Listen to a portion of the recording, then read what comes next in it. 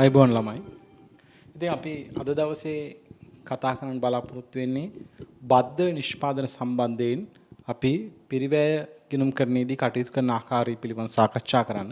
බද්ධ නිෂ්පාදන සහ අතුරු නිෂ්පාදන සම්බන්ධයෙන් ගිණුම් කරන ආකාරය පිරිවැය ගිණුම් කරන්නේදී. හොඳයි. ඇත්තටම මේ කරන්නේ දෙවෙනි පාරට මේ වීඩියෝ එක. රයිට් පළවෙනි පාර කරා පළවෙනි පාර බලනකොට රෙකෝඩින් බටන් එක ඔබන්න නැතුව කරලා තියෙන පුතා. දැන් දෙවෙනි පාර කරනවා කමන්නේ නේද? ඒතරවා කොයි වෙලාවකවත් මේ එපා වෙන්නවා කියලා හිතන්න එපා ජීවිතේ. නේද? බින්ද වැටීම ඕනෑ තරම් ප්‍රමාණයක් ඔබට දරා ගන්න පුළුවන් විදිහට ඉන්න ඕනේ. නේද? මම දැන් මේක දෙවෙනි පාරට රෙකෝඩ් කරන්න වෙනකොට කල්පනා කරපු දෙයක් තමයි මේ දැන් දෙපාරකට රෙකෝඩ් කරන්න වුණා කියද්දි මම කල්පනා කරේ ඇත්තටම වැරදි තැනක ගඩොල් 4000ක් විතර බාලා අය පාරක් පටවන්න වෙන වෙලාවල් තියෙනවනේ මිනිස්සුන්ට ඊට වඩා නේ. ඒක ඊට වඩා අමාරු වෙන පුතානේ. ඒ නිසා කමක් නැහැ. රයිට් අපි එහෙනම් පටන් ගන්න යන්නේ මොකක්ද? බද්ධ නිෂ්පාදන සහ අතුරු නිෂ්පාදන සම්බන්ධයි. රයිට්. මොනවද මේ බද්ධ නිෂ්පාදන කියලා කියන්නේ? රයිට් බද්ධ නිෂ්පාදන කියලා කියන්නේ මොනවද? දැන් ඔබ දන්නවා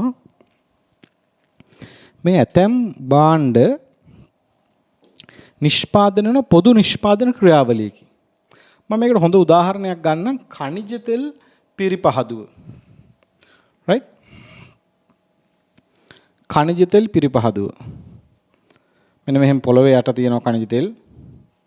රයිට් ඔන්නෝම අපි හිතමු බොර තෙල් ටික නේ මෙතන තියෙන බොර තෙල්නේ. අන්න බොර තෙල් ටික ගන්නවා. බොර තෙල් ටික අරගෙන නිෂ්පාදන ක්‍රියාවලියට ඇතුළත් කරනවා. රයිට් දැන් බොර තෙල් තමයි මේ ක්‍රියාවලියට ඇතුළත් වෙන්නේ. ඒතර මේ ක්‍රියාවලියට පස්සේ අපි හිතමු මේකේ මේ බොර තෙල් වලින් වෙන් කර ගන්නවා කියලා මොනවද? ඩීසල්, පෙට්‍රල්, භූමි තෙල් අපි ලාම්පු තෙල් කියලා කියන්නේ. නේද? ওই විදිහට නිෂ්පාදන වෙන් කර ගන්නවා. දැන් හැබැයි මේ වෙන් කර ගන්නකම් මේකට අපි කියන මෙතනට කියන ස්ප්ලිට් ඔෆ් පොයින්ට් කියලා නැත්තම් වෙන් කර ගන්න අවස්ථාව. වෙන් කර ගන්නා අවස්ථාව. රයිට්. දැන් මේ පොළවේ තිබ්බ බොර තෙල් ටික විවිධ පිරිවැය දරුවා මෙතනදී නේ. දැන් මේ දක්වා පිරිවැය දරනවනේ. ද්‍රව්‍ය, ශ්‍රමය, පොදු කාර්ය වගේ පිරිවැය දරනවා. නේද? එතකොට මෙන්න මෙතන දක්වා නේ දැන් මෙතන ඉඳලා මේ නිෂ්පාදන වෙන් කර ගන්නකම් දරන පිරිවැය තියෙනවා. නිෂ්පාදන වෙන් කර ගන්නකම්. ඒ පිරිවැය දරන්නේ පොදුවේ. ඒ පිරිවැය දරන්නේ පොදුවේ. මෙන්න මේ පිරිවැයට අපි කියනවා බද්ධ පිරිවැය කියලා පුතා. Joint cost. බද්ධ පිරිවැය. මේ නිෂ්පාදන වලට කිව්ව මොනවා කියලාද පුතා? බද්ධ නිෂ්පාදන කියලා. මේවට කිව්ව බද්ධ නිෂ්පාදන කියලා. ඇයි මේවට බද්ධ නිෂ්පාදන කියලා කිව්වේ? පොදු පෙරසැරියකින් නේ පොදු පෙරසැරියකින් මේ පොයින්ට් එකේ ඉඳලා මේක වෙන් කර ගන්නකම් පොදු ක්‍රියාවලියක පොදු නිෂ්පාදන ක්‍රියාවලියක පොදු පෙරසැරියකින් සාපේක්ෂව විකුණු වටිනාකමක් සහිත සාපේක්ෂ වැඩි විකුණු වටිනාකමක් සහිත නිෂ්පාදන දෙකක් හෝ කිහිපයක් නිෂ්පාදනය වෙනවා නම් අපි ඒකට කියන මොනවා කියලාද? ඒවට කියන බද්ධ නිෂ්පාදන කියලා. ඒ බද්ධ නිෂ්පාදන වෙන් කර ගන්නකම් දැන් මෙන්න මේ පොයින්ට් එකේදී වෙන් කරගත්තා නිෂ්පාදන ටික. මේ බද්ධ නිෂ්පාදන වෙන් කර ගන්නකම් දරණ පිරිවැයට අපි කියන මොනවා කියලාද පුතා? බද්ධ පිරිවැය කියලා. බද්ධ නිෂ්පාදන වෙන් කර ගන්නකම් දරණ පිරිවැයට අපි කියන මොනවා කියලාද? බද්ධ පිරිවැය කියලා. Joint cost. පැහැදිලිද? අපි මෙන්න මේ පොයින්ට් එකේදී තමයි මෙන්න මේ පොයින්ට් එකේ තමයි බද්ධ නිෂ්පාදන වෙන් කරගන්නේ මෙතනදී. එතකන් දරපු පිරිවැයට අපි කියන බද්ධ පිරිවැය කියලා. එතකොට පොදු පෙරසැරියක් තුලදී සාපේක්ෂව වැඩි විකුණු වටිනාකමක් සහිත නිෂ්පාදන දෙකක් හෝ කිහිපයක් අපි නිෂ්පාදනය කරනවා නම් අපි ඒවට කියන මොනවා කියලාද? බද්ධ නිෂ්පාදන කියලා. පැහැදිලිද? රයිට්. පොතේ ඉස්සලා මාතෘකාව ලියා ගන්න බද්ධ නිෂ්පාදන පිරිවැයකරණය. රයිට්? බද්ධ නිෂ්පාදන පිරිවැය. joint product costing. රයිට්? මේ පින්තූරේ ලස්සනට ඇඳ ගන්න ඕනේ දැන්. නේද? පින්තූර ලස්සන ඇඳ ගන්න. දැන් මේක තමයි ටිපිකල් එක්සැම්පල් එක බද්ධ නිෂ්පාදන වලට. නේද? මෙතන දක්වා දැන් ඔබ දන්නවා කනිජ තෙල් පිරිපහදුවේදී මේ ගොඩක් ළමයි දන්නවා. ඔබ දන්නවා මේ පොළවෙන් ඩීසල් පෙට්‍රල් භූමි තෙල් ගන්න බෑ. අපි පොළවෙන් ගන්නේ බොර තෙල්. නේ? පොළව යටින් ගන්නේ බොර තෙල්. අපද්‍රව්‍ය සහිත තෙල් තමයි ගන්නෙ. මේක අරගෙන අපි පෙරසැරි කරනවා. නේ? මේක නිෂ්පාදන ක්‍රියාවලට යොමු කරනවා. එහෙම යොමු කරාම පුතා එතනින් පස්සේ තමයි යම් අවස්ථාවකදී මේ නිෂ්පාදන ක්‍රියාවලිය යම් අවස්ථාවකදී සමහරට මේකට පෙරසැරි දෙකක් තුනක් දරන්න වෙයි. යම් තැනකදී මේ නිෂ්පාදන වෙන් කරගන්නවා. ඒ නිෂ්පාදන වෙන් කරගන්නකම් පෙරසැරි එකක් නෙවෙයි දෙකක් නෙවෙයි තුනක් වුණත් වෙන්න පුළුවන්. ඒ නිෂ්පාදන වෙන් කරගන්නකම් දරන පිරිවැයට අපි කියන මොකක් කියලාද? බද්ධ පිරිවැය. ඒතර අපිට ප්‍රශ්නේ තියෙන්නේ මෙතනදී මේ බද්ධ පිරිවැය කාටද දෙන්නේ? බද්ධ පිරිවැය කාටද බෙදා හරින්නේ? නේද? මොකද අපි නිෂ්පාදන විදිහට විකුණන්නේ ඩීසල්, පෙට්‍රල්, භූමි තෙල්.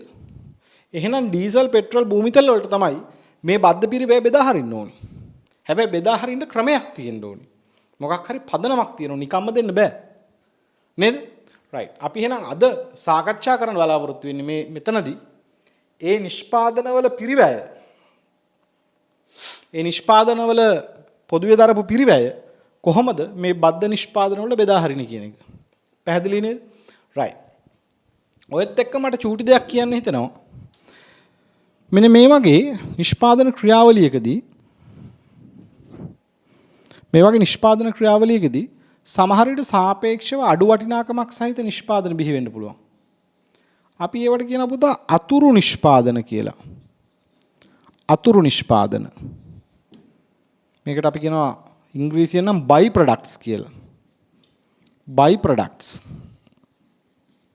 දැන් ඔය අම්මලා සමහර විට කියනවා තාත්තලා අම්මලා කියනවා ළමයි අර නාහෙට අහන්න නැති උන් ඉන්නවන වෙලාවකට අම්මට එපා වුණාම කියන මුන් නම් මහා අතුරු නිෂ්පාදන කියලා. නේ? මම මේ නිකන් කිව්වේ. රයිට්? බද්ධ නිෂ්පාදන වලට කියනවා අපි joint products කියලා. joint products. බද්ධ නිෂ්පාදන. right? Joint products. right? Joint products. බද්ධ නිෂ්පාදන. right? හරි. එතකොට මේ බද්ධ නිෂ්පාදන තැනදීම මම මේ පොඩ්ඩක් අතුරු නිෂ්පාදන කියන එක කතා කරා. අතුරු නිෂ්පාදන කියලා කියන්නේ පුතා යම් නිෂ්පාදන ක්‍රියාවලියකදී ප්‍රධාන නිෂ්පාදන වලට සාපේක්ෂව ඊ타ත්ම අඩු විකුණු වටිනාකමක් සහිත ප්‍රධාන නිෂ්පාදිතය ලබා ගැනීමේ අතුරු ප්‍රතිඵලයක් විදිහට බිහි වෙනවා නම් යම් නිෂ්පාදිතයක් අපි ඒකට කියනවා අතුරු නිෂ්පාදනය කියලා. දැන් උදාහරණයක් විදිහට khනිජ තෙල් නිෂ්පාදනය නම් පුතා තාර වගේ දෙයක් අතුරු නිෂ්පාදනයක් බවට පත් වෙනවා. දැන් khනිජ තෙල් නිෂ්පාදන තාර එනවනේ අපි තාර හදන්න නෙවෙයිනේ khනිජ තෙල් පිරිපහදු කරන්නේ පුතා. බොර තෙල් අරගෙන පිරිපහදු කරන තාර නිෂ්පාදනය කරන්නේ නෙවෙයි. khනිජ තෙල් පිරිපහදුවේ ප්‍රතිඵලයක් විදිහට khනිජ තෙල් පිරිපහදුවේ ප්‍රතිඵලයක් විදිහට බිහි වෙන මොනවද? තාර. එතකොට දැන් අපි ගත්තොත් තව උදාහරණ ගත්තොත් අතුරු නිෂ්පාදන වලට දැන් ඔය අපි සහල් නිෂ්පාදනය කරනකොට අපිට V වලින් 10 ගන්න පුළුවන් නේ 10 උණසාල් ඒවා අතුරු නිෂ්පාදන. අපි යන්නේ හාල් හදන්න. නිෂ්පාදන ක්‍රියාවල අතුරු ඵලයක් විදිහට එනවා. නේද? ඒතර මේ විදිහට දැන් ලෑලි ඉරනකොට පිටපලු නේ අපි ගහක් අරගෙන ලීරනවා. අපි යන්නේ ලීරන්න. ඒකේ ප්‍රතිඵලයක් විදිහට පිටපලු, ලී කුඩු ඒ වගේ දේවල් එනවා. ඒවා අතුරු නිෂ්පාදන. ඒවට යම්කිසි වටිනාකමක් තියෙන පුළුවන් විකුණු වටිනාකම. සාපේක්ෂව ඉතා අඩු වටිනාකම. right. අපි නිකන් ඒ just idea එකක් ගත්තා. right. එහෙනම් ඔබට බද්ධ පිරිවැය කියන සංකල්පය පැහැදිලි පුතා. නේද? බද්ධ පිරිවැය කියන සංකල්පය පැහැදිලි. එතකොට මේ ප්‍රධාන නිෂ්පාදන වෙන් කරගන්න අවස්ථාවෙන් පස්සේ තමයි පුතා මේවා වෙනින් වෙන වෙනම පිරිවැය දරන්න පුළුවන් වෙන්නේ. මෙන්න මේ පොයින්ට් එක දක්වා දරපු සියලු පිරිවැය. මෙන්න මේ දක්වා දරපු සියලු පිරිවැය අපි කියන මොකක් කියලාද? බද්ධ පිරිවැය කියලා. මේව අරගෙන තව පිරිවැය දරන්න පුළුවන් මෙතනින් එහාට. ඒකත් අපි මේ චිත්‍රයට අඳගමු. දැන් මේවා අරගෙන පුතා දැන් ඩීසල් වෙන් කරගත්තට පස්සේ දැන් ඔන්න බද්ධ නිෂ්පාදනය වෙන් කරගෙන ඉවරයි. right? ඒ වෙන් කරගත්තට පස්සෙත් පුතා මොකද කරන්නේ? ඩීසල් මොකද කරන්නේ? ඩීසල් ඕනනම් අපිට පුළුවන් තවදුරටත් පිරිපහදු කරන්න. නේ? තවදුරටත් පිරිපහදු කරලා ඕනනම් ගන්න පුළුවන් සුපර් ඩීසල්. නේ? තවදුරටත් පිරිපහදු කරලා සුපර් ඩීසල් ගන්න පුළුවන්. right? ඒතර අපි මේ බද්ධ නිෂ්පාදන මේ විදිහට වෙන් කරගත්තට පස්සේ මේවා ඕනනම් තවදුරටත් පිරිපහදු කරන්න පුළුවන්. අපි ඒවට කියනවා තවදුරටත් පිරිපහදු කිරීමේ පිරිවැය කියලා. මේ ඩීසල් සුපර් ඩීසල් කරා නම් ඒකට අපි කියනවා තවදුරටත් පිරිපහදු කිරීමේ පිරිවැය.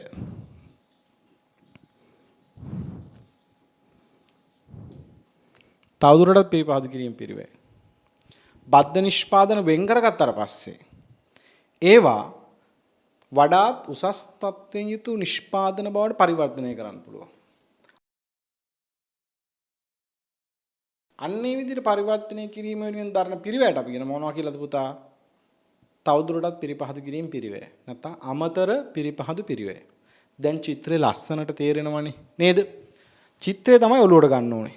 නැවත මම මේ චිත්‍රේ පුතා කියනවා පොඩ්ඩක් නේ පොඩ්ඩක් මම අයි කියන්නේ හොඳට ගන්න මේ බද්ධ නිෂ්පාදන කියන concept එක. නේද? දැන් ඔන්න පොදු නිෂ්පාදන ක්‍රියාවලියකට පිරිවැය දැරුවා. දරලා යම් තැනකදී ඒ නිෂ්පාදන ක්‍රියාවලියෙන් ප්‍රධාන නිෂ්පාදන දෙකක් හෝ කීපයක් වෙන් කරගන්නවා. ඒ වෙන් කරගන්න නිෂ්පාදන වලට අපි කියව ප්‍රධාන නිෂ්පාදන වලට කියව බද්ධ නිෂ්පාදන කියලා. එවැනි නිෂ්පාදන ක්‍රියාවලියකදී මේක බද්ධම වෙන්න ඕනේ නැහැ. ඕනෑම ප්‍රධාන නිෂ්පාදන ක්‍රියාවලියකදී ඒකේ අතුරු බලයක් විදිහට සාපේක්ෂව අඩු වටිනාකමක් සහිත වෙනත් නිෂ්පාදන බිහි වෙනවා නම් අතුරු නිෂ්පාදන බිහි වෙනවා නම් නේ අතුරු බලයක් විදිහට නිෂ්පාදන එනවා නම් අතුරු නිෂ්පාදන කියලා කියනවා. right.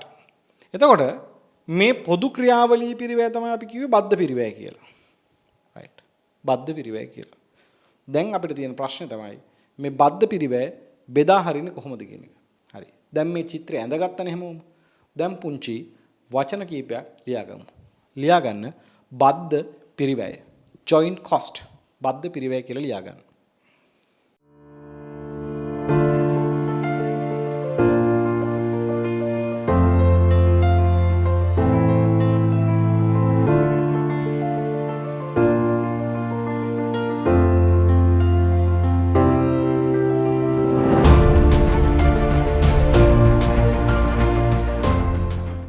බද්ධ පිරිවැය කියලා ලියාගන්න. ඒ අර්ථය පුතා මෙහෙම ලියන්න. ඒ අර්ථය මෙහෙම ලියාගන්න බද්ධ පිරිවැය කියලා. බිම බලාගෙන ලස්සන ලියාගන්න. බද්ධ පිරිවැය.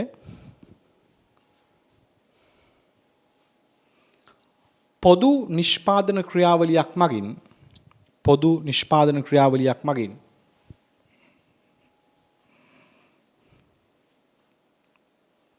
පොදු නිෂ්පාදන ක්‍රියාවලියක් මගින් ප්‍රධාන නිෂ්පාදන දෙකක් හෝ කිහිපයක් ප්‍රධාන නිෂ්පාදන දෙකක් හෝ කිහිපයක් ප්‍රධාන නිෂ්පාදන දෙකක් හෝ කිහිපයක්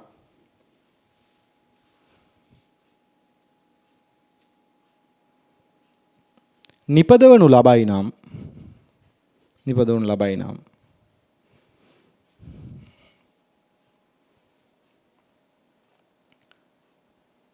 එම නිෂ්පාදන වෙන් කරගන්න අවස්ථාව දක්වා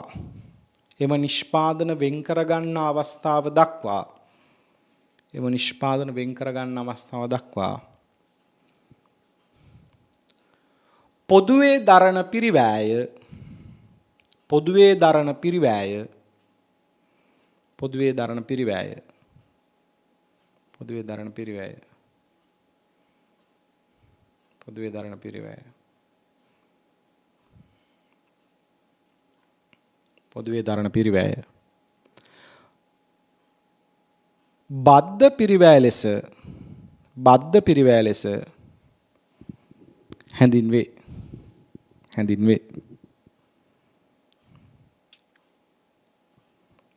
right. තව අනුමාත්‍රකාව ලියා ගන්න. බද්ධ පිරිවැය බෙදා හැරීමේ පදනම්. බද්ධ පිරිවැය බෙදා හැරීමේ පදනම්. අපිට කොහොමද පුතා බද්ධ පිරිවැය බෙදා හරින්න පුළුවන් මේ නිෂ්පාදන වලට? අපි හිතමුකෝ උදාහරණයක් විදියට මේ ක්‍රියාවලියද රුපියල් ලක්ෂ 2ක පිරිවැයක් ගියා කියලා. මේක මෙතන වෙන් කරගන්නකම් මෙතන ඉඳලා මෙතන වෙන් කරගන්නකම් රුපියල් ලක්ෂ 2ක බද්ධ පිරිවැයක් ගියා කියලා හිතන්නකෝ. දැන් මේ පිරිවැය බෙදා හරින්න ඕනේ මේ තුන් දෙනාටනේ. ඩීසල්, පෙට්‍රල් සහ භූමි තෙල් වලට. අතුරු නිෂ්පාදන වලට බෙදා හරින්නේ නැහැ පිරිවැය. right? අතුරු නිෂ්පාදන වලට බෙදා හරින්නේ නැහැ.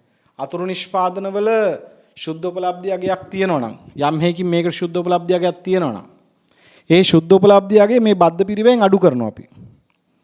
බද්ධ පිරිවැයෙන් අඩු කරනවා.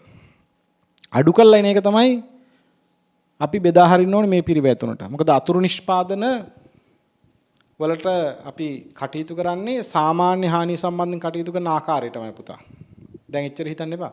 බද්ධ පිරිවැය බෙදා හරින්නේ මොනවටද? ප්‍රධාන නිෂ්පාදන වලට. අතුරු නිෂ්පාදන වලට කිසියම් වටිනාකමක් තියෙනවා විකුණු වටිනාකමක්. ඒක මේ පෙරසැරියේ පිරිවැය අඩුවීමක් විදිහට තමයි සලකන්නේ. අපි හිතමුකෝ උදාහරණයක් විදිහට බද්ධ නිෂ්පාදන වලට රුපියල් 2000ක වටිනාකමක් තිබුණා කියලා. ශුද්ධ විකුණු වටිනාකම. එහෙනම් අපි ගන්නේ බද්ධ පිරිවැය කියලා බෙදා හරින්න 1,98,000යි. මොකද මේ බද්ධ පිරිවැයෙන් අතුරු නිෂ්පාදනයේ ශුද්ධ විකුණු වටිනාකම අඩු කරගන්නවා. අපි බෙදා හරින්නේ 1,98,000 තමයි නිෂ්පාදන තුනට. right? ඒතර මේ බද්ධ පිරිවැය මේ ශුද්ධ බද්ධ පිරිවැය මොකද්ද ශුද්ධ බද්ධ පිරිවැය? බද්ධ පිරිවැයෙන් යම් හේකින් අතුරු නිෂ්පාදන තිබුණොත් විතරයි තිබ්බේ නැත්තම් ප්‍රශ්නේ නැහැ. තිබුණොත් ඒ අතුරු නිෂ්පාදනයේ ශුද්ධ විකුණු වටිනාකම අඩු කරනවා මුළු බද්ධ පිරිවැය. එතකොට එනවා ශුද්ධ බද්ධ පිරිවැය.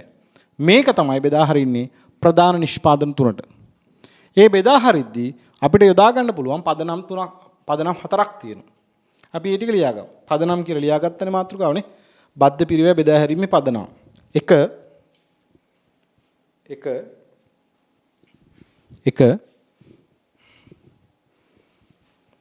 භෞතික ඒකක පදනම. භෞතික ඒකක පදනම. ඒ කියන්නේ දැන් නිෂ්පාදන ඒකක පදනම කියන්නේ භෞතික ඒකක වලින් ඒක ලීටර්ද, කිලෝමීටර්ද, මීටර්ද, කිලෝග්‍රෑම්ද ඒ මොකක් හරි භෞතික ඒකක පදනම. 2 බෙදා වෙන් කළ අවස්ථාවේ විකුණු වටිනාකම. දැන් මේ ඩීසල්, පෙට්‍රල්, භූමි තෙල් විතර වෙන් කරගත් අවස්ථාවේ ඒවට තියෙන විකුණු වටිනාකම. ඒ සාපේක්ෂ විකුණු වටිනාකම් පදනම් කරගෙන බද්ධ පිරිවැය බෙදා හරින්න පුළුවන් නිෂ්පාදන තුන අතරේ. බද්ධ නිෂ්පාදන අතරේ. 2 මොකද්ද? බෙදා වෙන් කළ අවස්ථාවේ විකුණු වටිනාකම. 3 අවසාන විකුණු වටිනාකම. 3 මොකද්ද? අවසාන විකුණු වටිනාකම. 4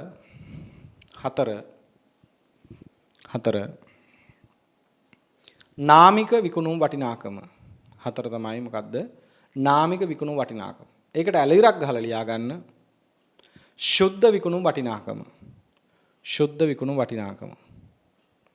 නාමික විකුණු වටිනාකම නැත්නම් ඇලීරක් ගහලා ශුද්ධ විකුණු වටිනාකම. right. එහෙනම් අපිට පැහැදිලි මොකද්ද බද්ධ පිරිවැය කියන්නේ කියන එක නේද? දැන් අපි බලමු එහෙනම් කොහොමද මේ පදනම් වලට දැන් මේ පදනම් මම 4ක් දුන්නා. කොහොමද මේ පදනම් 4 අනුව බද්ධ පිරිවැය බෙදා හරින්නේ කියන එක. මේ පදනම් වලට බද්ධ පිරිවැය බෙදා හරින්නේ කියන එක අපි දැන් බලමු. පැහැදිලිද? right. එහෙමනම් මම ගන්නවා මේ ඩිලි සමාගමේ ගාන.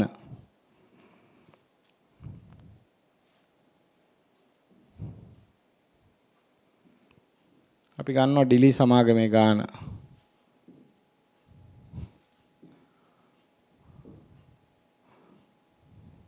ඔයාගාව තියෙන ඩිලි සමාගමේ ගාන බලා ගන්න. වෙන ගණන් බලන්න එපා දැන්. මේ වෙලාවේ බලා ගන්න ඩිලි සමාගමේ ගාන. right.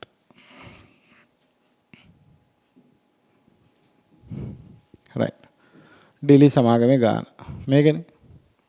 ඩිලි සමාගම රුපියල් 65000ක් වැය කර ක්‍රියාත්මක කරන ලබන මෑඩ් බෝයි පෙරසරියක් අවසන් XYZ යන භාණ්ඩ වර්ග 3ක් නිෂ්පාදනය කරන අතර මෙම වසරට අදාළ පිරිවැය හා ආදායම් තොරතුරු පහක් දැක්වේ. නිමෝම් මේකක බෙදා වෙන් කළ අවස්ථා විකුණුම් මිල පරිවර්තන පිරිවැය අවසාන විකුණුම් මිල නැත්නම් පරිවර්තනයෙන් පසු විකුණුම් මිල පහත එකිනෙක පදනම මත බද්ධ පිරිවැය භාණ්ඩ අතර බෙදා දක්වන්න කියලා පදනම් 4 තියෙනවා. දැන් අපි කතා කරමු. එකින් එක බලමු පුතා. right. ඉස්සෙල්ලා මේ චිත්‍රය අඳිමුකෝ. right. ඉස්සෙල්ලා චිත්‍රය අඳිමු. මම මේ චිත්‍රය අඳින්න පොඩ්ඩක් ඔයාලට පැහැදිලි වෙන්න. ඔයා චිත්‍රේ දන්නවා වැඩි නම් ඇඳින්න දුන්නට කමක් නැහැ. ඔන්න බද්ධ පිරිවැය. කීයද පුතා? 65000යි. පොදු පෙරසරියේ බද්ධ පිරිවැය තියෙනවා කීයද? 65000ක්. මේකෙන් වෙන් කර ගන්නවා නිෂ්පාදන තුනක් x y z කියලා. ඒතර මේ බෙදා වෙන් කර ගන්න අවස්ථාව දක්වා දරපු පිරිවැයට තමයි අපි කියමු මොකක් කියලාද? බද්ධ පිරිවැය කියලා. ඒ බද්ධ පිරිවැය කීයක්ද පුතා? මම නැවතත් ලිව්වා 65000යි කියලා. ඒතර ඒ පොදු ක්‍රියාවලියෙන් පස්සේ මෙන්න මෙතනින් පස්සේ ස්ප්ලිට් ඔෆ් පොයින්ට් එකෙන් පස්සේ බෙදා වෙන් කරගත් අවස්ථාවෙන් පස්සේ මේක තමයි බෙදා වෙන් කරගන්න අවස්ථාව. මේකෙන් පස්සේ XYZ කියලා තියෙනවා. දැන් මේවා ගත්තොත් ඒකක විදිහට x වලින් 3000ක් තියෙනවා ඒකක. y වලින් ඒකක 2000යි. මේ පොදු පෙරසරියෙන් පස්සේ මේක වෙන් කරගත්තාම z වලින් 1500යි. භෞතික ඒකක නම් 6500යි. එතකොට මේක ලීටර් කිලෝග්‍රෑම් කියලා ආවට ප්‍රශ්නයක් නැහැ. දැන් මේක නම් ඒකක කියලා තියෙනවා. නේද? භෞතික ඒකක ඔක්කොම 6500ක් තියෙනවා. XYZ කියන තුනේ. ඒතර අපේ චිත්‍රය ඕක තමයි. right? තව චිත්‍රය ඕන ලස්සන කරන්න පුළුවන් කතන්දර ටිකක් දාලා. දැන් මේක බෙදා වෙන් කරගත්තට පස්සේ නේ මේ තමයි ඒකක. භෞතික ඒකක. නේ. එතකොට විකුණුම් මිල කීයද ඒ වෙලාවේ? බෙදා වෙන් කරපු ගමන් විකුණුම් මිල මේකේ 15යි. මේකේ රුපියල් 20යි. මේකේ රුපියල් 10යි. දැන් බෙදා වෙන් කරගත්තට පස්සේ අතිරේක පිරිපහදු පිරිවැය දරලා තියෙනවා. මෙතනින් පස්සේ පුතා නැවත ක්‍රියාවලියකට භාජනය වෙලා තියෙනවා. මේක නැවතත් පෙරසරි කරලා තියෙනවා. නේද? මේක තවදුරටත් පිරිපහදු කරලා තියෙනවා. right? මේක තවදුරටත් පිරිපහදු කරලා තියෙනවා. බලන්නකෝ.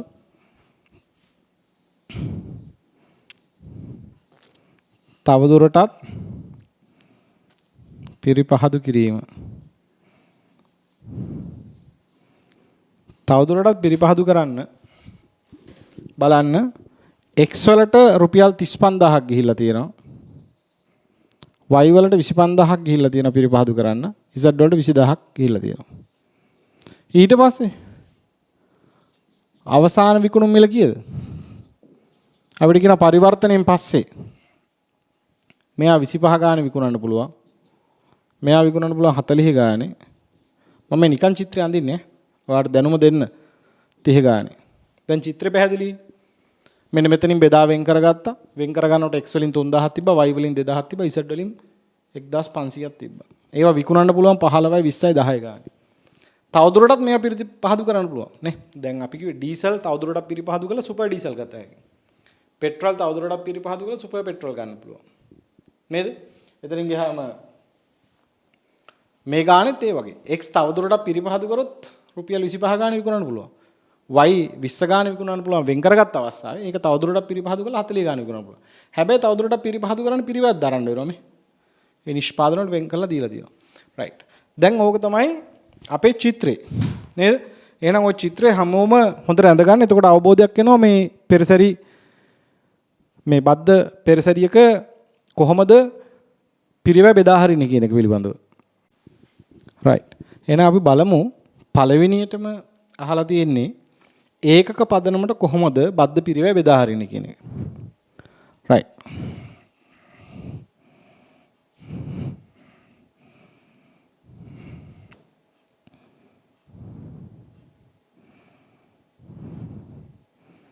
right. ඒකක පදනමට කොහොමද බද්ධ පිරිවැය බෙදා හරින්නේ? හරි. දැන් බද්ධ පිරිවැය තිබ්බවා දැක්කා. බද්ධ නිෂ්පාදන ක්‍රියාවලිය 65000ක් බද්ධ පිරිවැයක් තිබ්බා. කොහොමද අපි බෙදා හරින්නේ ඒකක පදනමට? right. පළවෙනිට අහන්නේ ඒකක පදනම. හරිම ලේසි පුංචි දෙයක් තියෙන නේද පුතා? නිෂ්පාදිතය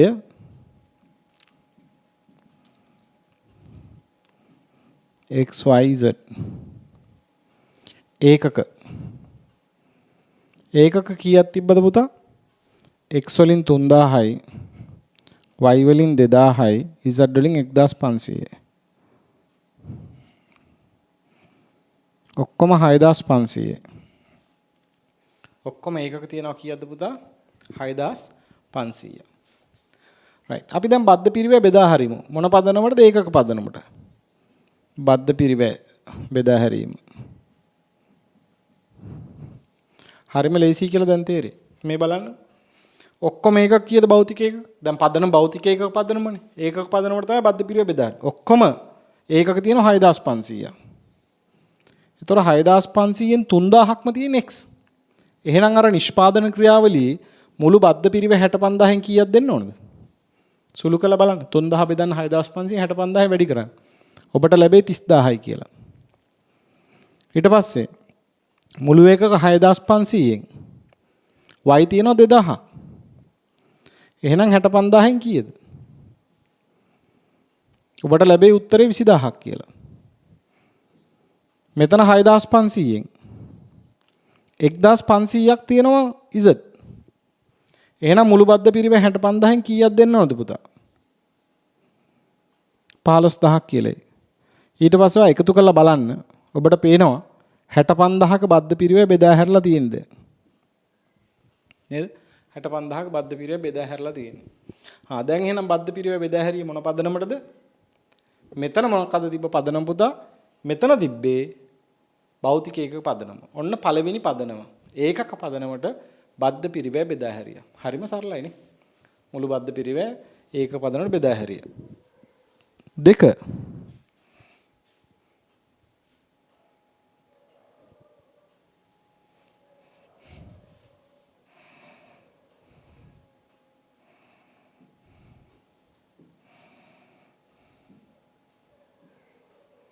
right.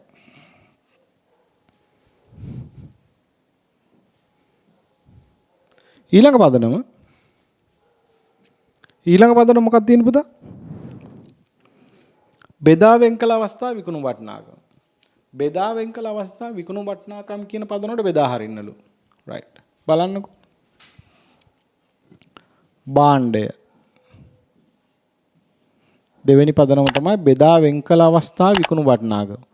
බෙදා වෙන් කළ අවස්ථාව මම මේ මොකද්ද ලිව්වේ?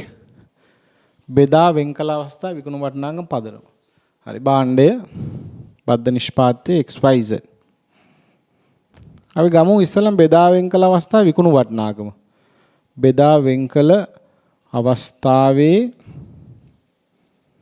විකුණු වටිනාකම.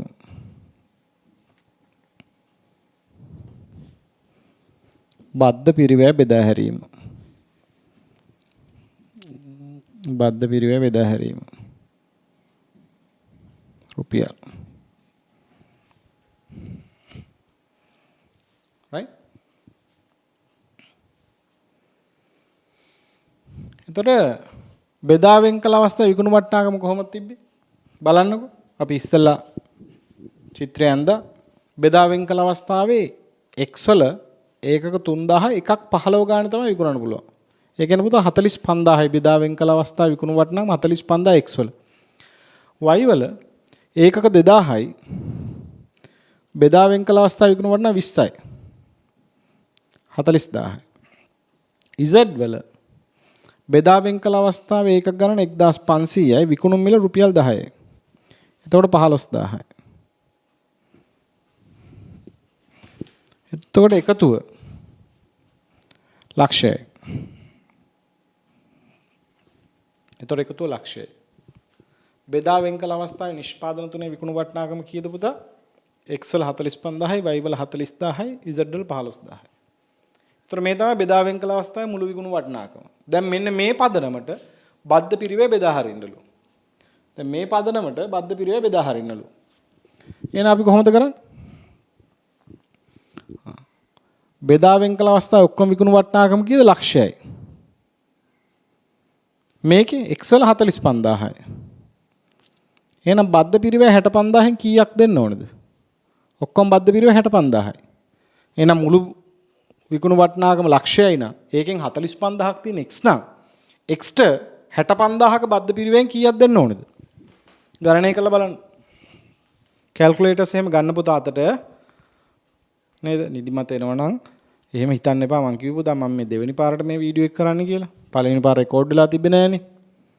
නේද? ඉතින් මම මේ හදන්නේ ෆිට් එකේ නේ. මාර ෆිට් එකේ මං ඉන්නේ නේ. ඔයා කොච්චර ෆිට් එකේ ඉන්න ඕනද? ලක්ෂයයි බෙදා වෙන් කළ අවස්ථාවේ මුළු විකුණු වටිනාකම. ඒ ලක්ෂයෙන් 40000ක් වයි. එහෙනම් බද්ධ පිරිවැය 65000න් කීයක්ද?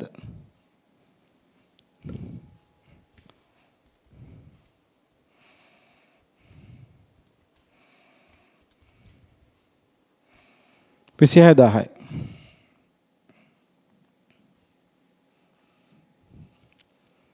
Z ඔක්කොම විකුණු වටිනාකම ලක්ෂයයි. ලක්ෂයෙන් 15000. එහෙනම් 65000න් කීයක්ද? 15 බෙදීම 15000 බෙදීම ලක්ෂය වැඩි කිරීම 65000. 9750යි. දැන් මේක එකතු කරලා බලන්න පුතා. බද්ධ පිරිවෙ බෙදා හැරියාම කීයක් දෙන්නේ කියලා.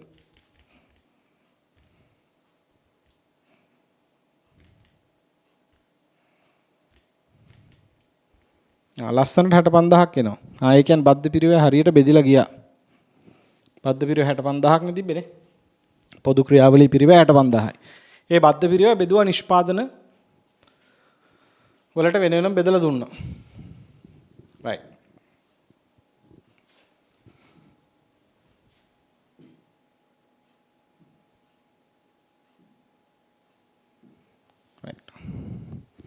ඊළඟ එක තුන්වෙනි පදනම. ඊට පස්සේ කියනවා පුතා අවසන් විකුණු වටිනාකම පදනම් කරගෙන බෙදා හරින්න කියලා. අවසන් විකුණු වටිනාකම. අවසාන විකුණු වටිනාකම කියන්නේ මේක. මේ බලන්න. අවසාන විකුණු වටිනාකම කියන්නේ මේ x තවදුරටත් පිරිපහදු කරොත් විකුණන්න පුළුවන් එකක් 25 ගානේ. y 40 ගානේ. z 30 ගානේ. නේද? ඒතර අවසාන විකුණු වටිනාකම මිල නෙමෙයි වටිනාකම පදනම් කරගන්න ඕනේ පුතා. ඒක ගණනේ වැඩි කරලා ගන්න එපා විකුණු වටිනාකමනේ. right. එහෙනම් භාණ්ඩය x y z අවසාන විකුණු වටිනාකම. අවසාන විකුණු වටිනාකම. x වල අවසාන විකුණු වටිනාකම කීයද? බලන්න. x පුතා 3000ක් තියෙනවා ඒකක. පිරිපහදු කරාට පස්සේ එකක් විකුණන්න පුළුවන් 15 ගානේ. 25 ගානේ 25 ගානේ. 25 වැඩි කිරීම 375000. y 2000යි එකක් විකුණන්න පුළුවන් 40 ගානේ. 80000යි. z 1500යි 30 ගානේ 45000යි. එතකොට ඔක්කොම එනවා ලක්ෂ 2යි. ඔක්කොම එනවා ලක්ෂ 2යි. right? අවසාන විකුණු වටිනාකම. දැන් මෙන්න මේක පදනම් කරගෙන බද්ධ පිරිවෙ බෙදා හරින්නලු. එහෙනම් බද්ධ පිරිවෙ බෙදා හැරීම.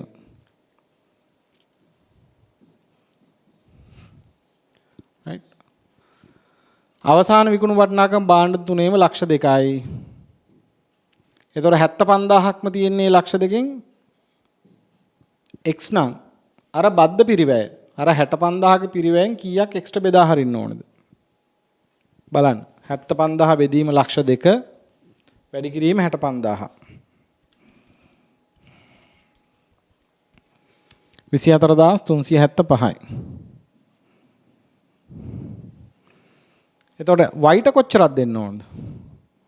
ලක්ෂ 2කින් y තියෙනවා පුතා 80000ක්. එහෙනම් 65000ක බද්ධ පිරිවෙන් කීයක් දෙන්න ඕනද?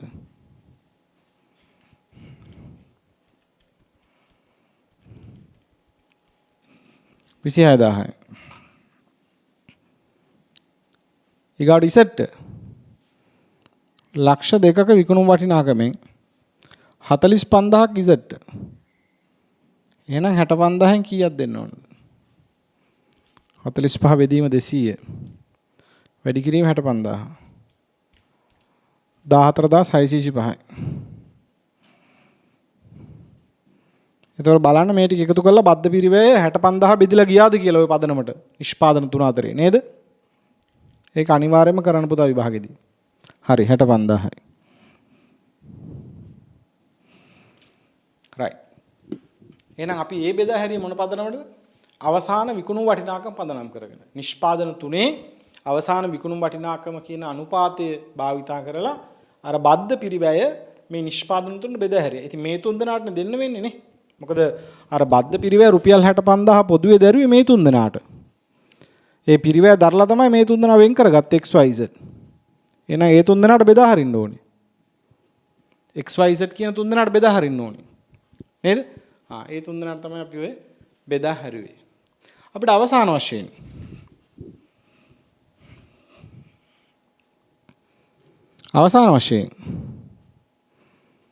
ඊළඟට තියෙන පදනම මොකද්ද පුතා?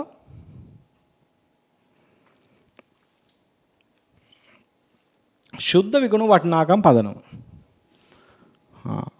ලියා ගන්න පොඩ්ඩක් ශුද්ධ විකුණු වටිනාකම.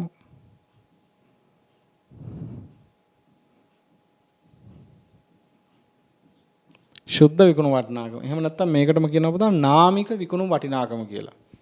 ශුද්ධ විකුණු වටිනාකම එහෙම නැත්නම් අපි කියනවා නාමික විකුණු වටිනාකම. දැන් මේකේ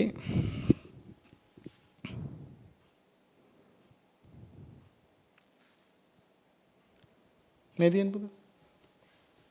දැන් මේ x තවදුරටත් පිරිපහදු කරාම මේ ඒකක 3000 රුපියල් 25කට විකුණන්න පුළුවන්. ඒ කියන්නේ ඔක්කොම සේල්ස් වැලියු එක නම් කීයක් වෙනවද මෙතන 75000ක් වෙනවා. සේල්ස් වැලියු එක නම් 75000ක්. හැබැයි ඒකට 35000ක පිරිවැයක් යනවා. එතකොට මේ ශුද්ධ විකුණු වටිනාකම කියලා කියන්න පුතා අවසාන විකුණු වටිනාකමෙන් අඩු කරන අමතර පිරිපහදු පිරිවැය. අවසාන විකුණු වටිනාකමෙන්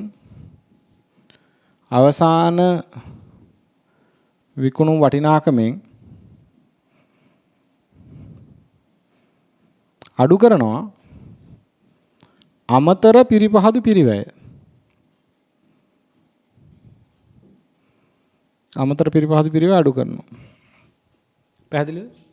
ශුද්ධ විකුණු වටිනාකමෙන් ශුද්ධ විකුණු වටිනාකම කියන්නේ අවසාන විකුණු වටිනාකමෙන් අමතර පිරිපහදු පිරිවැය අඩු කරනවා. මේකට අපි කියනවා ශුද්ධ විකුණු වටිනාකම. එහෙම නැත්නම් නාමික විකුණු වටිනාකම කියලා. එතකොට මේ පදනමේදී අපිට සිද්ධ වෙනවා නාමික විකුණු වටිනාකම නැත්නම් ශුද්ධ විකුණු වටිනාකම ගණනය කරගන්න. right? මේ පදනමේදී අපිට ශුද්ධ විකුණු වටිනාකම එහෙම නැත්නම් නාමික විකුණු වටිනාකම ගණනය කරගන්න සිද්ධ වෙනවා පෙර සැරියේ පිරිවැය නැත්නම් බද්ධ පිරිවැය මේ බද්ධ නිෂ්පාදන වලට බෙදා හරින්න. එහෙනම් අපි බලමු මේක කොහොමද කරන්න කියලාද. හරි.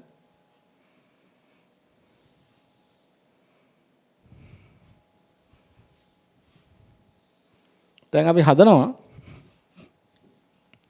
ශුද්ධ විකුණු වටිනාකම් පදනම. මට ලේසි මොකද අවසන් විකුණු වටිනාකම මයි ගාව තියෙනවනේ. ඔයාට ඉතින් ආයෙ මුලින් ඉඳලා ලියන්න වෙනවා.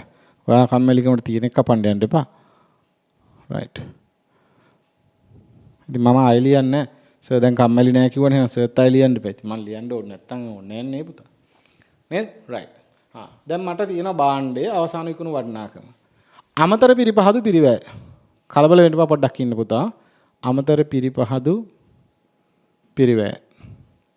ඒක අඩු කරාට පස්සේ එනවා පුතා නාමික විකුණු වටිනාකම. නැත්නම් සුද්ධ විකුණු වටිනාකම.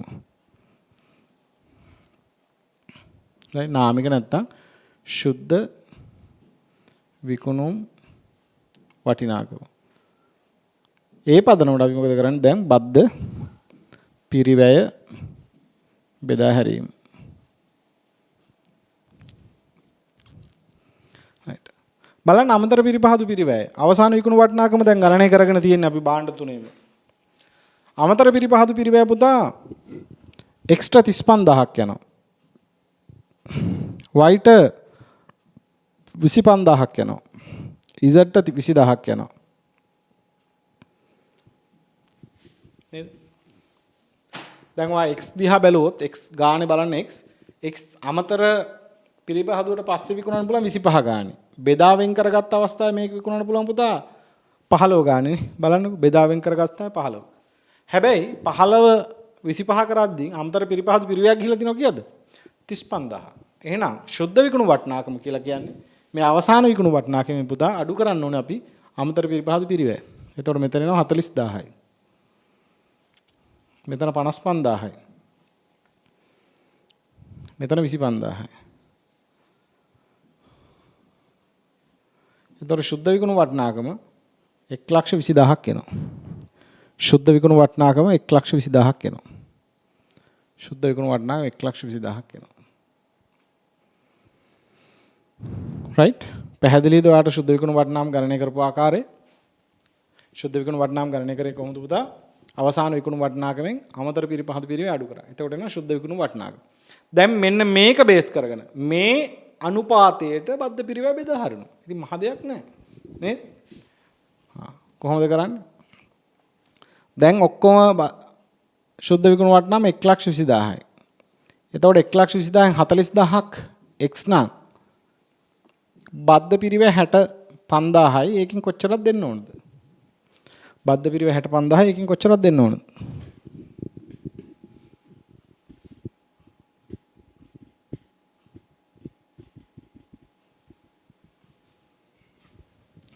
විසිඑක්දාස් 667යි. ඊට පස්සේ මේකේ 120000න් පුතා x y වල සුද්ධ විකුණු වටිනාකම y 55000යි. එහෙනම් 65000න් කොච්චරක් දෙන්න ඕනද?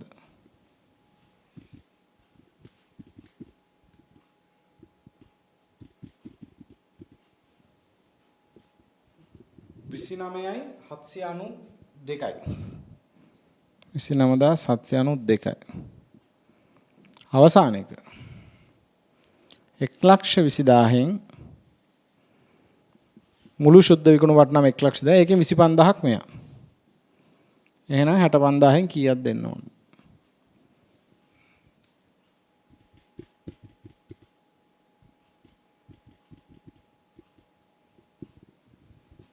දහතුනයි 541යි. ඒක මං 42 දැම්මේ නැහැ, එක දැම්මේ. බලන්න එකතු කළා. මේ ටික එකතුව 65000ක් වෙනවා. ඔන්න බද්ධ පිරිවැය 65000 බෙදා හැරියා. ඔන්න එකතු කරලා බලනවා. 21667 ධන 29792 ධන 13යි 541යි. 65000. පැහැදිලි නේද? 65000යි. අන්න බද්ධ පිරිවැය බෙදා හැරියා. මොකද්ද දැන් පදනම උනේ? සුද්ධ විකුණු වටිනාකම. ඒ අනුපාතයට බෙදා හැරියා. එච්චරයි. right. එහෙනම් මම හිතනවා ඔබට දැන් බද්ධ පිරිවැය බෙදා හැරීම පිළිබඳව කිසිම ගැටලුවක් නැහැ. බද්ධ පිරිවැය බෙදා හැරීම පිළිබඳව කිසිම ගැටලුවක් නැහැ. right. බද්ධ පිරිවැය බෙදා හැරීම පිළිබඳව කිසිම ගැටලුවක් නැහැ. මම පුංචි දෙයක් ඔයාලට කියන්න ඕනේ. දැන් මේ පදනම් කීපයක් තිබුණානේ පුතා. මේක ලොකුවටම නැතිත් ගැටලුවක් නැහැ. ඔන්න භෞතික එකක් කියලා තිබ්බා. නේද? දැන් මේ පදනම් 4ක් තිබ්බ අපිට. ඇයි මේ මෙච්චර පදනම් ඉතින් එකක් තිබ්බන ඉවරයිනේ. මෙහෙම ප්‍රශ්නයක් තියෙනවනේ පුතා. දැන් මෙතන xyz xyz දැන් මේ පොදු ක්‍රියාවලියකින් වෙන් කරගන්නේ. පොදු ක්‍රියාවලියකින් තමයි මේක වෙන් කරගන්නේ. පොදු පෙරසරියේ පිරිවැය තමයි බද්ධ පිරිවැය කියලා කිව්වේ. දැන් භෞතික ඒකකවලදී වෙන්නේ හැම වෙලාවෙම ලීටරයකට හරි කිලෝග්‍රෑමයකට හරි ඒකකයකට හරි එකම බද්ධ පිරිවැයක් තමයි බෙදා හරින්නේ. දැන් අරකේ බලමුකෝ ඉස්සෙල්ලා. මුළු බද්ධ පිරිවැය කීයක් ආවද පුතා? 65000යි. තුනෙන් මේ ඒකක 6500යිනේ. ඒ කියන්නේ ඒකකයකට රුපියල් 10ක්. ඔය අනුව තමයි x වල 3000 10න් වැඩි කරලා 30000ක් ආවේ ඇත්තටම. ওই විදිහට පෙන්නුවොත් පුතා. මුළු බද්ධ පිරිවැය 65000ක් තිබ්බ භෞතිකීක 6500යි. එතකොට භෞතික ඒකකයකට රුපියල් 10යි. ඒ අනුව තමයි x 30000ක් ආවේ. මොකද x ෙන් කීයද? 3000යි 10 ගන්න 30000යි. y ගෙන් 2000යි 10 ගාන 20000යි. z ගෙන් 1500යි 10 ගානේ 15000යි. ඔය ටික එකතු වෙන පුතා 65000ක් වුණේ. නේ? මෙන්න මෙතන තියෙනවනේ පුතා පොඩි ප්‍රශ්නයක්. දැන් මේ හැම භෞතික ඒකකයකටම රුපියල් 10 ගානනේ බද්ධ පිරිවැය බෙදා හැරි. අපි හිතමු x තමයි හොඳම ටික. හොඳම ටික x. ඊගාවට අඩු වටිනාකම තමයි y. ඊගාවට z. එහෙම කියලා හිතමු. දැන් එහෙම වුණොත් පුතා මේ වැඩේ සාධාරණ නෑනේ. දැන් උදාහරණයක් විදිහට බොරතෙල් වලින් පෙට්‍රල්, ඩීසල්, භූමි තෙල් වෙන් කරගද්දී අපි හිතමු මෙතන හොඳම එක පෙට්‍රල් කියලා. හොඳම ටික තමයි පෙට්‍රල් වෙන්නේ. එතකොට පෙට්‍රල් ලීටරයකටත් දෙන බද්ධ පිරිවැයයි ඩීසල් වලට එකම බද්ධ පිරිවැය බෙදා ගන්න එක අවාසියනේ. මොකද හොඳම කෙනා වෙන් කරගෙන එයාට දෙන ලීටරයකට දෙන බද්ධ පිරිවැයයි ඊට පස්සේ දෙවෙනියට ක්වොලිටිය තියෙන භාණ්ඩයට දෙන එකයි වෙනස්. ඒක හරියන්නේ නැහැ. ඒ නිසා මේ XYZ කියන භාණ්ඩවල සාපේක්ෂ විකුණුම් මිල ඒකකයක සාපේක්ෂ විකුණුම් මිලේ ලොකු වෙනසක් තියෙනවා නම් මේ පදනම පුතා අප්සෙට්. ගැලපෙන්නේ නැහැ. පැහැදිලිද? භෞතික ඒකක පදනම ඒ වෙලාවට ගැලපෙන්නේම නැහැ පුතා. තේරෙනවද? භෞතික ඒකක පදනම ගැලපෙන්නේ නැහැ. සාපේක්ෂ විකුණුම් මිලේ වෙනස්කම් තියෙනවා නම් සාපේක්ෂ විකුණුම් මිලේ වෙනස්කම් වැඩි නම් ඒකක පදනම නොගැලපේ. ඒක පදනම ගැලපෙන්නේ නැහැ. දැන් උදාහරණයකට මෙහෙම හිතමු. අපි දෙන්නත් එක්ක ඉඩමක් ගන්න ලොකු ඉඩමක් අරගෙන ඔය ඉඩමට ගියා කියලා හිතන්නකො ලක්ෂ 100ක්. මම පාරේ පැත්තෙන් පර්චේස් මේ ඉඩමේ පර්චේස් 100ක් තියෙනවා. ලක්ෂ 100කට ගන්න පර්චේස් 100. මම ප්‍රධාන පාර පැත්තෙන් පළවෙනි පර්චේස් 50 අරගෙන ඔයාට පිටිපස්සේ පැත්තේ පර්චේස් 50 දෙනවා. මං කියන අපි දැන් පර්චේස් 100 ලක්ෂ 100යිනේ. ඒකින්ද ඔයා ලක්ෂ 50ක් දාන්න මම 50 දාන්න. හරිද පුතා? නෑ. එහෙනම් භෞතිකයේ පදනම ගැලපෙන්නේ නැහැ. මොකද ඉස්සරහට තියෙන ඒවක පර්ච් එක ගන්න වැඩි. නේද? එහෙනම් ඒ වෙලාවට භෞතිකයේ පදනම ගැලපෙන්නේ නැහැ. ඒතර මේ බද්ධ නිෂ්පාදනවල සාපේක්ෂ විකුණුම් මිලේ වෙනස්කම් තියෙනවා නම් නේ බද්ධ නිෂ්පාදන සාපේක්ෂ විකුණුම් මිලේ වෙනස්කම් තියෙනවා නම් භෞතිකයේ පදනම ගැලපෙන්නේ නැහැ පුතා. එතකොට තමයි අර බෙදාවෙන් කරගත්ත අවස්ථාවේ විකුණුම් මිලට වගේ ගියේ. එතකොට වා කියන තව ඒව දෙකක් තිබ්බනේ. දැන් බෙදාවෙන් කරගත්ත අවස්ථාවේ විකුණුම් මිලට අමතරව තව දෙකක් තිබ්බනේ. මෙහෙමනේ පුතේ. සමහර බද්ධ නිෂ්පාදන බෙදාවෙන් කරගන්නකොට මේ විකුණුම් මිලක් නැති වෙන්න පුළුවන්. දැන් මේ XYZ අපි හිතමු මේ ගාන නෙමෙයි. අපි හිතමු මේවා වෙන් කරගන්නකොට විකුණුම් මිලක් නැහැ කියලා. විකුණුම් මිලක් නැහැ. ඒවා විකුණන්න බෑ බෙදාවෙන් කරගෙන. ඒවා තවදුරටත් පිරිපහදු කරන්න ඕනේ. එතකොට අවසාන විකුණුම් මිල ඕන වෙනවා. අන්න ඒකින් තමයි අවසාන විකුණුම් මිලට ගියේ. නේ? අපි හිතමු x විකුණන්න බෑ බෙදාවෙන් කරගෙන. y විකුණන්න පුළුවන් 20 ගානේ, z 30 ගානේ. මේකට බෙදාවෙන් කරගත්ත අවස්ථාව විකුණුම් මිලක් නෑ. අවසාන විකුණුම් මිලක් තමයි තියෙන තවදුරටත් පිරිපහදු කරලා.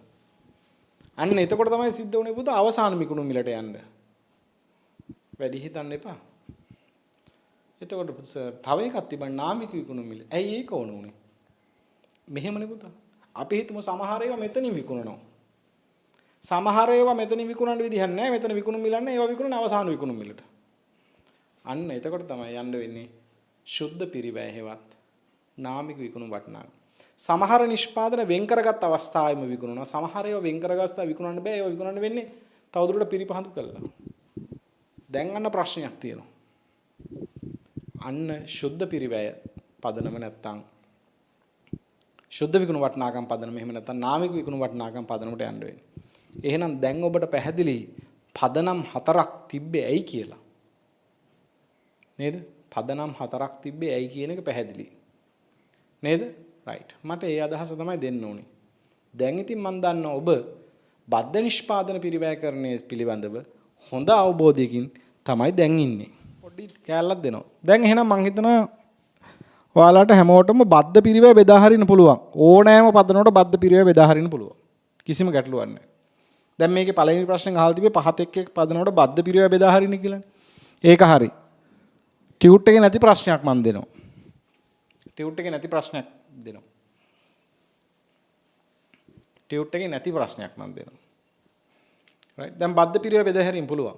එහෙනම් භෞතික ඒක පදනමට හරි ශුද්ධ විකුණු වටනාකම් පදනමට හරි අවසාන විකුණු වටනාකම් පදනමට හරි බෙදා වෙන් කළ අවස්ථා විකුණු වටනාකම් පදනමට හරි ඕනෑම පදනමකට බද්ධ පිරිවැය බෙදා හැරීම පුළුවන් ඔයාලට පුතා. ඒක කිසිම ගැටලුවක් නැහැ එහෙනම්. නේද? දැන් තියෙන්නේ මොකද්ද එහෙනම්? දැන් තියෙන්නේ මොකද්ද? මම චූටි ප්‍රශ්නයක් දෙනවා. දැන් මට හිතුණා මෙහෙම එකක් දෙන්න ඕන කියලා. කුමන නිෂ්පාදන තව දුරටත් පිරිපහදු කළ යුතුද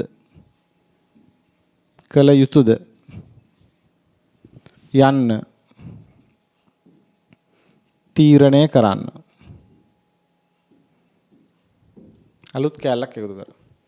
කුමන නිෂ්පාදන තව දුරටත් පිරිපහදු කළ යුතුද යන්න තීරණය කරන්න. ටියුට් එකේ ලියා ගන්න ප්‍රශ්නයක් ඕන. නේ එකයිනේ තිබ්බේ අර බද්ධ පිරිවැය බෙදා හැරීම විතර මම පොඩ්ඩක් එතනින් එක පියවරක් ඉස්සරහට තියන්න කියලා හිතුවා. මෙතනින්ම මේ තව දුරටත් පිරිපහදු කිරීම පිළිබඳ අපි තීරණයක් ගන්න කොහොමද කියලා බලන්න. දැන් බලන්නකෝ පුතා මේ. දැන් බැලුවොත් ඔයාලට පේනවා XYZ කියන නිෂ්පාදන තුනම බෙදා වෙන් කළ අවස්ථාවේ විකුණු වටනාකමක් තියෙනවා. බෙදා වෙන් කරාට පස්සේ විකුණු වටනාකමක් තියෙනවා මේ නිෂ්පාදන තුනටම. right? ඒව තවදුරටත් පිරිපහදු කළා. ඒ කියන්නේ x විදියට විකුණන්නත් පුළුවන්. එහෙම නැත්නම් තව දුරටත් පිරිපහදු කළා ඊට වැඩි මිලකට විකුණන්නත් පුළුවන්. නේද? මේ නිෂ්පාදන තුනට මේ ආකාරයට බෙදා වෙන් කළ අවස්ථාවේ විකුණු වටනාකමකුත් තියෙනවා. මේක තවදුරටත් පිරිපහදු කළ විකුණන්නත් පුළුවන්. පැහැදිලි නේද? right. දැන් අපෙන් අහන්නේ තවදුරටත් පිරිපහදු කළ යුතුද කියලා. ඒක කොහොමද තීරණය කරන්නේ?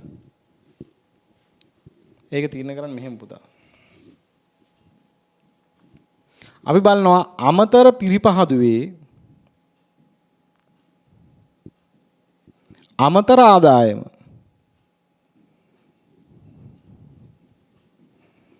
ඍණ අමතර පිරිපහදුවේ අමතර පිරිවැය මේක තමයි තව දුරටත් පිරිපහදු කිරීමේ ලාභය. තව දුරටත් පිරිපහදු කිරීමේ ලාභය. කොහොමද උතා තව දුරටත් පිරිපහදු කිරීමේ ලාභය ගණනය කරන්නේ? අමතර පිරිපහදුවේ අමතර ආදායම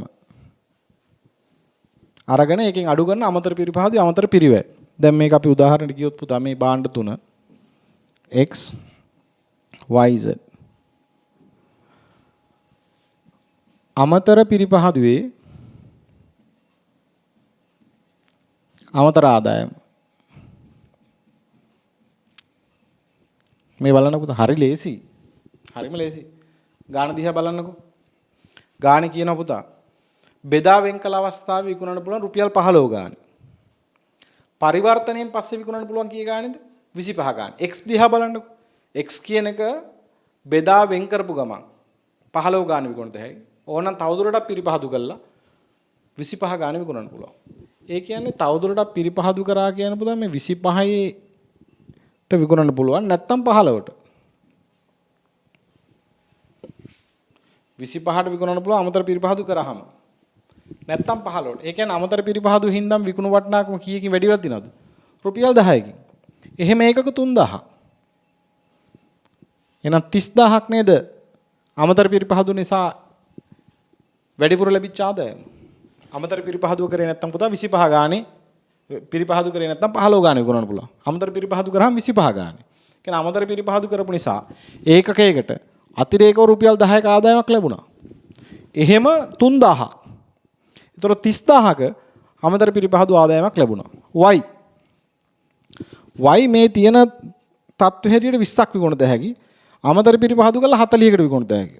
එහෙනම් අමතර පිරිපහදු නිසා අතිරේක රුපියල් 20ක ආදායමක් ලැබෙනවා ඒකක 2000කට. ඒතර අමතර පිරිපහදුවේ ආදායම කීයද? 40000යි.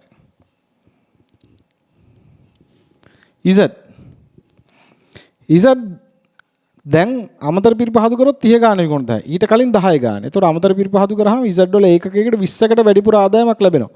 එහෙම 1500කට. රුපියල් 30000යි. අමතර පිරිපහදු පිරිවැය මේ වැඩේ තවදුරටත් පිරිපහදු කරන පිරිවැය කොහොමද යන්නේ? x රුපියල් 15 විකුණු වටිනාකම 25 බවට පරිවර්තනය කරන්න අපිට අමතර පිරිපහදු පිරිවැය දරන්න ඕන 35000. y ට 25000ක අමතර පිරිපහදු පිරිවැයක් ගියා. z 20000ක අමතර පිරිපහදු පිරිවැයක් ගියා. z අමතර පිරිපහදු පිරිවැයක් ගියා 20000ක. එහෙනම්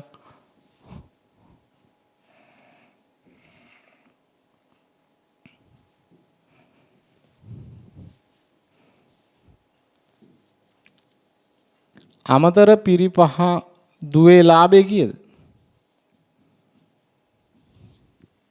අමතර පිරිපහදුවේ ලාභය කීයද?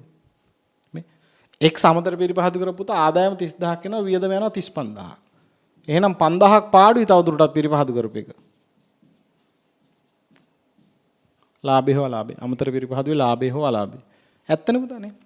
x බලන්න x බෙදා වෙන් කරපු ගමන් 15ට විකුණන්න පුළුවන් වුණා. හැබැයි තවදුරටත් පිරිපහදු කරාම 25ට. එතකොට රුපියල් 10ක් ආවා වැඩිපුර එකකින්. අමතර පිරිපහදු කරපු හින්දා.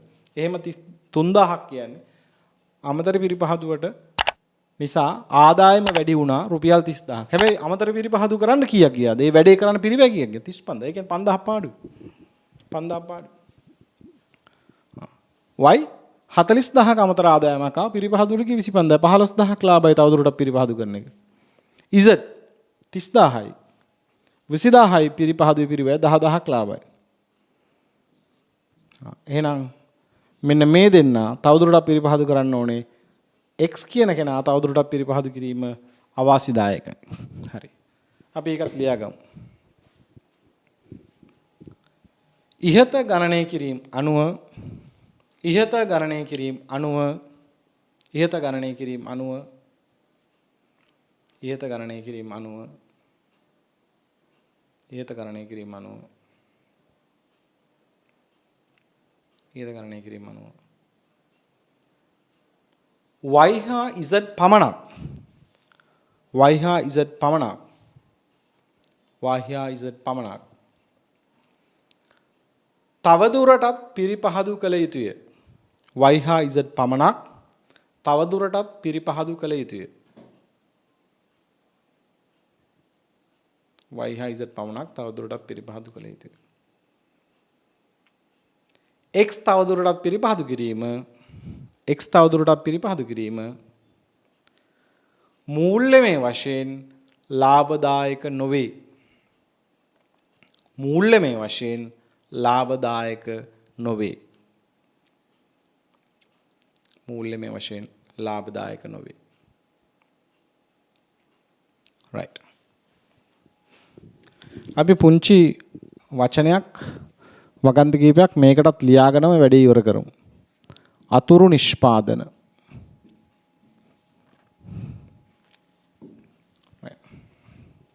අතුරු නිෂ්පාදන. අතුරු නිෂ්පාදන ගැන මෙහෙම ලියන්න. අතුරු නිෂ්පාදන ගැන පොඩි වගන්තියක් ලියමු. ටියුට් එකේ තියෙනවා කමන්න ලියමු. අතුරු නිෂ්පාදන. ලියන්න.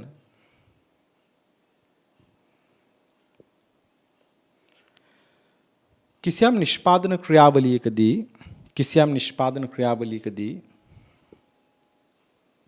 නිෂ්පාදන ක්‍රියාවලියකදී ප්‍රධාන නිෂ්පාදනවලට අමතරව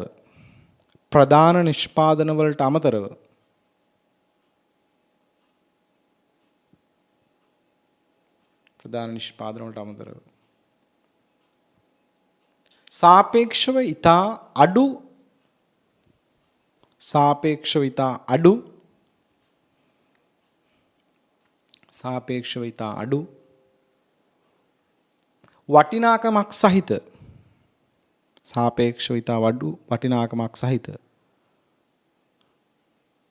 නිෂ්පාදන බිහිවේ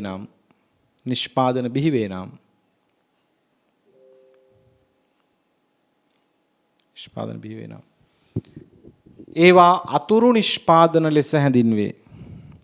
ඒවා අතුරු නිෂ්පාදන ලෙස හැඳින්වේ. ඒවා අපි කියන බයි ප්‍රොඩක්ට්ස් කියලා. උදාහරණ කීපයකුත් දාගමු.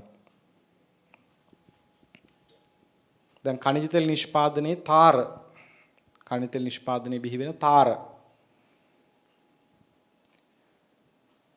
ඊට පස්සේ දැන් ලී ඉරද්දී පිටපළු වෙන්නේ. දැන් ලී කොටයක් ඉරද්දී පිටපළු වෙනවා. ඒතකොට ලී වලට අඩියක් විකුණන්න පුළුවන් නම් රුපියල් 200කට ලී අඩියක්, පිටපළු අඩියක් රුපියල් 200ට විකුණන්න බෑනේ පුතා. ඒක රුපියල් 5කට 10කට විකුණන්න පුළුවන් ඒ වුණා. ඒක අතුරු නිෂ්පාදන. මොකද පිටපළු ගන්න නෙමෙයි ලී ඉරුවේ. මේ අතුරු නිෂ්පාදන වල තියෙන විශේෂත්වය තමයි පුතා. අතුරු නිෂ්පාදන ගන්න නෙවෙයි අපි ප්‍රධාන නිෂ්පාදනය කරන්නේ. ප්‍රධාන නිෂ්පාදනයේ ප්‍රතිඵලයක් විදිහට එන්නේ අතුරු නිෂ්පාදන කියන ඒවා. ඒතකොට ඒවා හදන්න ගියේ නෑ අපි. තේරුණා නේද? දැන් ලී වලදී පිටපළු, khනිජ තෙල් නිෂ්පාදනයේදී තාර වගේ දේවල්. ඒතකොට සහල් නිෂ්පාදනයේදී දහයියා. දහයියා කියන්නේ බයි ප්‍රොඩක්ට් එකන්නේ. පොඩි ගානකට විකුණන තේ 10ක් දැන්. නේ දහයියා, උණසාල් වගේ දේවල් බයි ප්‍රොඩක්ට්ස්. නේ?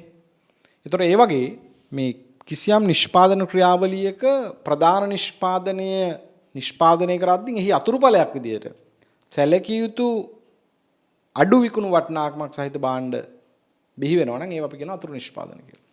හරි. ලියන්න. ඊළඟ තරුව තමයි වැදගත්ම තරුව. ලියන්න. අතුරු නිෂ්පාදනවල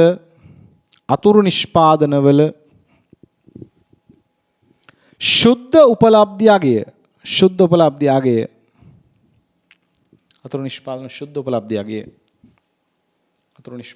उपलब्धि अगे अतुरु निष्पादन शुद्ध उपलब्धि अगे प्रधान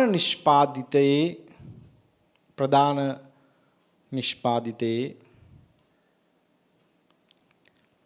पेरसरिये පිරිවැයින් අඩුවීමක්සේ ප්‍රධාන පෙරසරියේ පිරිවැයින් අඩුවීමක්සේ සලකනු ලැබේ.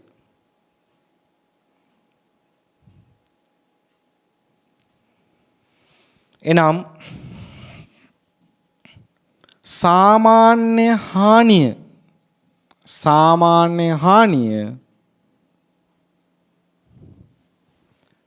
සාමාන්‍ය හානිය සම්බන්ධයෙන් කටයුතු කරන ආකාරයටම අතුරු නිෂ්පාදන සම්බන්ධයෙන්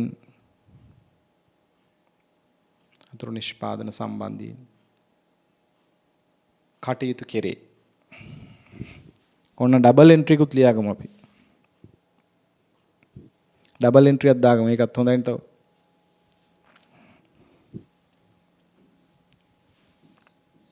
අතුරු නිෂ්පාදිතයේ शुद्ध उपलब्धि अगे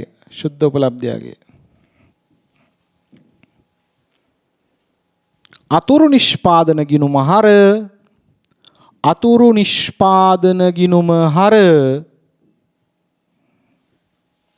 පෙරසැරි ගිණුම බැර අතුරු නිෂ්පාදන වල ශුද්ධ විකුණු වටිනාකම අතුරු නිෂ්පාදන ගිණුම හර පෙරසැරි ගිණුම බැර. right සාමාන්‍ය හානියත් එහෙමනේ ගිණුම් ගත කරේනේ.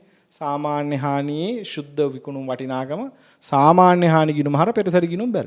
ඒ ආකාරයටම තමයි අපි අතුරු නිෂ්පාදන සම්බන්ධයෙන් කටයුතු කරන්නේ.